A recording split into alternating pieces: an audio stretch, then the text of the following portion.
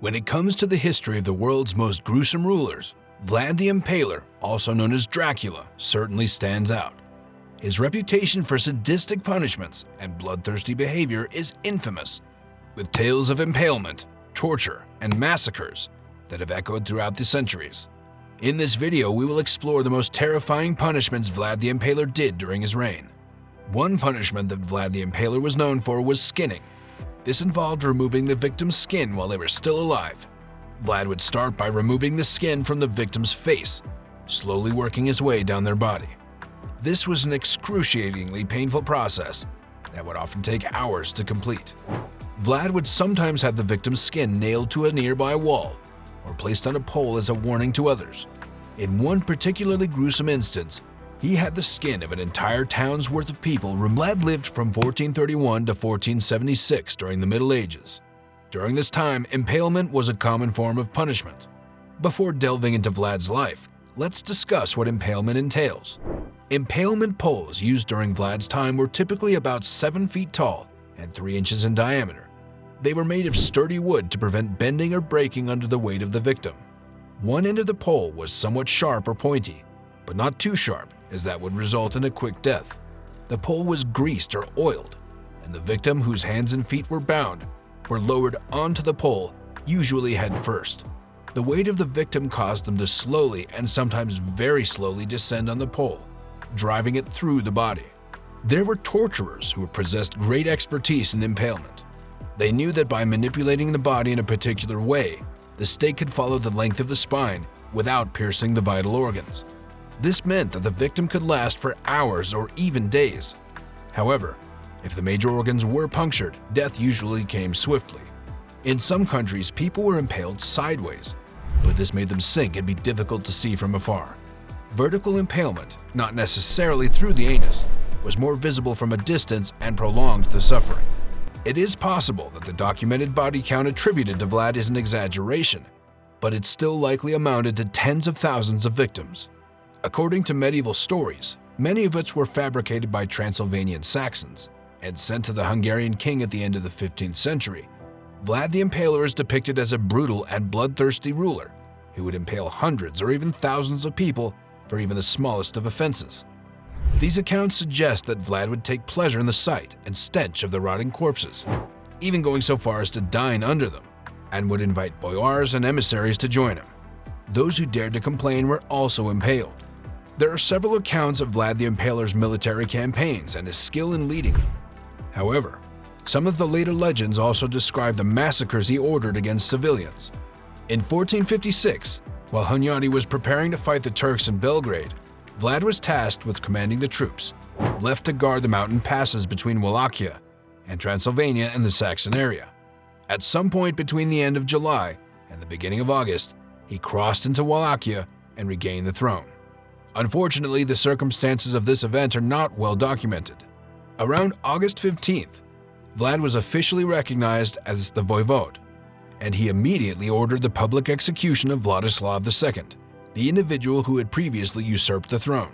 His next move was to execute many of the boyars who had been involved in the murder of his father and brother, who remained loyal to Vladislav. This resulted in a brief civil war, during which Vlad crushed the opposition and carried out gruesome executions of entire families as a display of sheer cruelty. Once he had made his point with the boyars, he turned his attention to external but nearby enemies. Boiling was another punishment that Vlad the Impaler used frequently. This involved boiling the victim alive in a cauldron of water or oil. Vlad would often have the cauldron placed in a public square so that others could witness the punishment. The victim would be placed in the cauldron and slowly boiled alive, screaming in agony as they died. In some instances, Vlad would have the victim's limbs cut off before placing them in the cauldron. This would prolong the suffering and make the punishment even more gruesome. Nailing was another punishment that Vlad the Impaler used on his enemies. This involved nailing the victim's hands or feet to a nearby wall or surface. The victim would be left to die slowly, as they would be unable to move or escape. Vlad would often have the victim's tongue removed before nailing them to the wall. This was done to prevent the victim from screaming and to further humiliate them. In some instances, Vlad would have the victim's head cut off after they had died. Vlad's actions were in response to perceived disrespect or disobedience, such as when Ottoman envoys refused to remove their turbans in his presence. In these cases, Vlad had the envoys' turbans nailed onto their skulls before sending them back to the Sultan. However, it is worth noting that Ottoman sources also tend to exaggerate Vlad's deeds, much like the Saxons, including tales of a golden pike standing in the dining hall, meant for envoys, and the execution of a woman for weaving a shirt that was too short for her husband. Gauching was a gruesome form of impalement, where the condemned victim was raised on a rope over a line of sharp metal hooks. Once released, the victim would fall onto the hooks, impaling their body. In Algiers, hooks were even embedded into the city walls, where people were thrown from the battlements to be impaled below. The victims would suffer exquisite torments for up to 40 hours, either hanging from the hooks or passing from one to another. One form of impalement included hanging by the ribs, bamboo torture used by the Japanese on POWs during World War II, and various European executions for crimes such as heresy, murder, and treason. Impalement was often combined with other execution methods, such as beheading or the breaking a wheel, to intensify the suffering. According to legend, Vlad the Impaler is said to have rebuilt the small stone fortress of Ponari by forcing the boyar families from the capital of Târgoviște, the same ones who had betrayed his family before, to work as his labor force. Allegedly, he brought them to the site in their rich clothes, including men, women, young ladies, and the elderly, and had them rebuild the fortress with their bare hands. Many of them reportedly died from falling off the cliff or from exhaustion during the construction, and those who survived were left barely dressed in rags. Despite the human cost, Vlad saw it as a just punishment for their past transgressions against his family. One of the more interesting legends surrounding Vlad involves a large golden cup that he ordered to be placed near a well-known fountain so that everyone could drink from it. According to the tale, while Vlad was alive, the golden cup remained untouched because people were too afraid of the severe punishment that awaited anyone who stole or committed any other crimes in connection to it. Flaying was another punishment that Vlad the Impaler used on his enemies. It was an excruciatingly painful process that would often take hours to complete. The victim would be strapped down and their skin slowly peeled away, exposing their muscles and organs. The process was so painful that many victims would often die from shock or infection before the flaying was even complete. Vlad would sometimes have the victim's skin displayed in public as a warning to others. He would have it nailed to a nearby wall or draped over a pole, creating a gruesome display that would serve as a reminder of the consequences of crossing him. Eye gouging was another punishment that Vlad the Impaler used on his enemies.